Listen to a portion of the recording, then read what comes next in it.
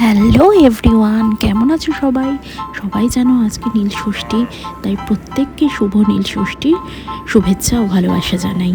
হ্যাঁ, আজকে আমি তোমাদের সঙ্গে শেয়ার করতে এসেছি সাবু মাখা রেসিপি, যেটা কিনা নীল ষষ্ঠীর দিন আমি আর আমার মা খাবো। ঠিক আছে, চলো ফার্স্টে আমি কলাগুলোকে এক এক করে ছাড়িয়ে নিলাম। আগে বলে রাখি, আমি সাবুটাকে সারা রাত জলে ভিজিয়ে রেখেছিলাম। হ্যাঁ, আর সকালবেলায় উঠে সাবুর সঙ্গে আমি দুধটা মিশিয়ে দিয়েছি। আর তারপর আমি কলাগুলোকে এক এক করে ছাড়িয়ে নিচ্ছি। এই সাবু মাখাটা আমার ভীষণ প্রিয়। কোনো উপোস থাকলেই আমি তখন শুধু এই সাবু মাখাটা খেতেই পছন্দ করি। লুচি পরোটা এইসব একেবারেই আমার ভালো লাগে না। তো সেজন্য আমরা নীল ষষ্ঠী বা যে কোনো উপোস হলেই আমরা এই সাবু মাখাটা করে থাকি, এবং এটা আমার এতটাই ফেভারিট, তাই ভাবলাম তোমাদের সঙ্গে এই রেসিপিটা একটু শেয়ার করি। জানি হয়তো তোমরা প্রত্যেকেই জানো এটা কিভাবে করে, কিন্তু তবুও ইচ্ছে হলো একটু তোমাদের সঙ্গে শেয়ার করার, সেজন্য শেয়ার করছি। তো কলাগুলোকে ছাড়িয়ে নিয়েছি, এবং ছাড়িয়ে নিয়ে এবার আমি কলাগুলোকে ম্যাশ করে নিচ্ছি ফর্ক দিয়ে। তো এবং তারপর আমি একটা আম মিশিয়ে নেব এর সঙ্গে। হ্যাঁ, একটাই আম নিয়েছি, কারণ এখন আমগুলো তো অতটা মিষ্টি হচ্ছে না, যদি বাই চান্স টক হয়ে যায় সেজন্য রিস্ক নিয়ে একটাই আম আমি মিশিয়ে নিয়েছি, এবং এটাকে কলার সঙ্গে ভালোভাবে মেখে নিচ্ছি। আমি একটা বড় পাত্র নিয়েছি, কারণ সাবুটা পরিমাণ এতটাই বেশি যে সেটার মধ্যে নিয়ে আমি মেশাতে পারবো না, সেজন্য আগে এই প্রসিডিওরটা ফলো করে নিচ্ছি। সেটা হচ্ছে এবার ব্যানানা আর ম্যাঙ্গোর সঙ্গে যে পেস্টটা তৈরি করেছি তার সঙ্গে আমি নারকেলটা মিশিয়ে নিচ্ছি। ঠিক আছে, নারকেলটাকে মিশিয়ে ভালো করে ওটাকে মিশিয়ে নেব।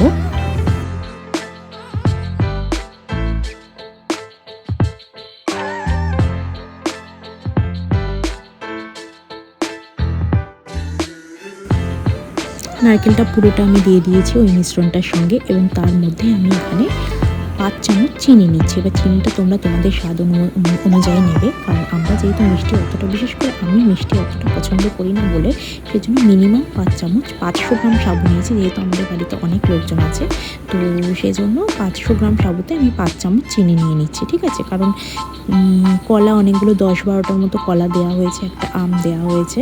হ্যাঁ, তো সেজন্য আমি 5 চামচ চিনি মিশিয়ে এবার নারকেল, চিনি, কলা আর আম চারটেকে আমি ভালো মতো মিশিয়ে নিচ্ছি। মেশানো হয়ে গেছে আমার। আগেই যেটা বললাম, সাবুটা আমি সারা রাত জলে ভিজিয়ে রেখেছিলাম, ওই জন্য সাবুটা খুব সুন্দর ফুলে গেছে এবং পুরো জলটাই সোক করে নিয়েছে। এবং তারপর আজকে সকালে আমি 500 গ্রাম দুধের প্যাকেট থেকে পুরো দুধটাই, যেহেতু 500 গ্রাম সাবু ছিল, আমি সেটা মিশিয়ে নিয়েছি। হ্যাঁ, এবার আমি ওই মিশ্রণটা যেটা আমি তৈরি করলাম, কলা, আম, নারকেল আর চিনি, তার মধ্যে এক এক করে অল্প অল্প করে সাবুটা ঢেলে মেশাতে থাকবো।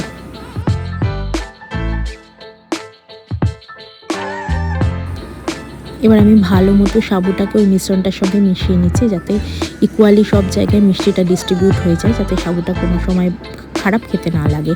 সব যেখান থেকেই আমরা নিই যাতে সাবুটা আমার মিষ্টি খেতে লাগে, তো সেজন্য খুব ভালো মতো এটাকে মিশিয়ে নিতে হবে। কারণ সাবুর পরিমাণটা যেহেতু অনেকটাই বেশি, সেজন্য মেশাতে আমার বেশ সময় লেগেছে, এবং ভালো মতো আস্তে আস্তে আমি মিশিয়েছি।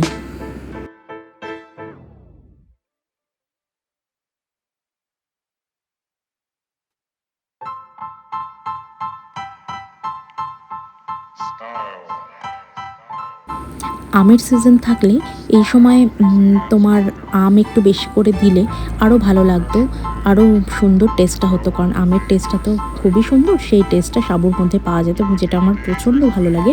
কিন্তু নীল ষষ্ঠীটা এমন সময়ই পড়ে, সেই সময় ভালো মতো আম তো পাওয়া যায় না, সেজন্য বাধ্য হয়ে একটাই আমে আমি মিশিয়েছি, কারণ ওই টক হওয়ার ভয়ে যদি বাই চান্স টক হয়ে যায়, সেজন্য আমি একটাই আম দিয়েছি। কিন্তু তোমরা যদি মিষ্টি আম পাও, মিষ্টি আম যদি আরও দুটো মিশিয়ে দিতে পারো, তাহলে তো আরও কথাই নেই, তাতে তোমরা 1 চামচ চিনি আরও কম দিতে পারবে। এবার আমার সাবু মাখা রেডি হয়ে গেছে। এবার আমি সাবু মাখাটা আমার মেয়েকে সবার ফার্স্টে দেবো টেস্ট করার জন্য, কেমন হয়েছে দেখার জন্য। জানি না ও কেমন লাগবে, আমার তো ভীষণ ভালো লাগে, যদিও আমি এখনও টেস্ট করে দেখিনি যে মিষ্টিটা ঠিক আছে কিনা। আমি ফার্স্টেই আমার মেয়ের জন্য বাটিতে বেড়ে মেয়েকে দিচ্ছি, দেখি ও কী বলে, ওর কেমন লাগছে। দেখুন এবার আমার মেয়ে খাবে। হ্যাঁ,